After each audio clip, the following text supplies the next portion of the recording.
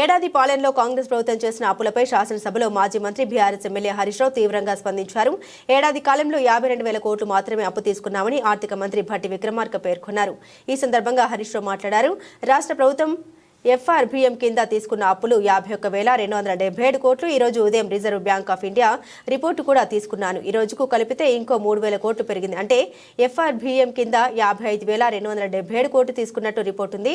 Corporation గ్యారంటీల కింద 61,991 కోట్లు, మరో 10,099 కోట్లు గ్యారంటీలు లేకుండా తీసుకున్నారు. మొత్తంగా ఈ ఏడాది పాలనలో కాంగ్రెస్ ప్రభుత్వం తీసుకున్న అప్పు ఎంతంటే 1,27,208 కోట్లు. అలాగే కొనసాగితే 5 ఏళ్లలో అయ్యే అప్పు 6,36,040 కోట్లు అని హరీష్ రావు తెలిపారు. అధ్యక్ష, ఈ మధ్య కాలంలో కాంగ్రెస్ పార్టీ నాయకులు వైట్ పేపర్, కాంగ్రెస్ పార్టీ పెట్టిన వైట్ పేపర్ బుక్ కూడా తెచ్చాను అధ్యక్ష. ఇది వైట్ పేపర్. అదేవిధంగా భట్టి విక్రమార్క గారు ఈ సభలో పెట్టిన పేపర్. దీని ఆధారంగా నేను పోయినసారి బడ్జెట్ సమావేశాల్లో కూడా చాలా స్పష్టంగా చెప్పాను. మీరు గతంలో బీఆర్ఎస్ పార్టీ 10 ఏళ్ల కాలంలో 671 అని ఒకరంటారు, 7 లక్షల కోట్లని ఒకరంటారు, 711 అని నోటికి వచ్చినట్టు మాట్లాడుతున్నారు.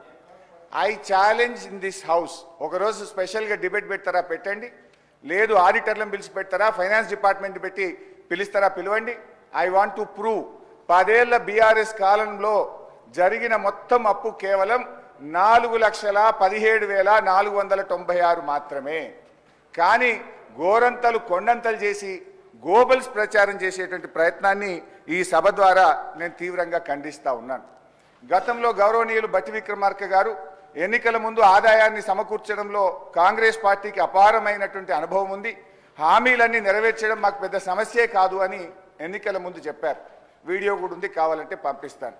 ఇప్పుడు అధికారంలోకి వచ్చిన తర్వాత ఏమైంది, ఏడాది అయింది, హామీలు ఎప్పుడు అమలు చేస్తారంటే అప్పుల పేరు చెప్పి తప్పించుకునేటువంటి ప్రయత్నం చేస్తున్నారు. ఒక అబద్ధాన్ని 100 సార్లు చెప్తే నిజమైతే అనే విధంగా గోబల్స్ ప్రచారం చేస్తూ ఉన్నారు.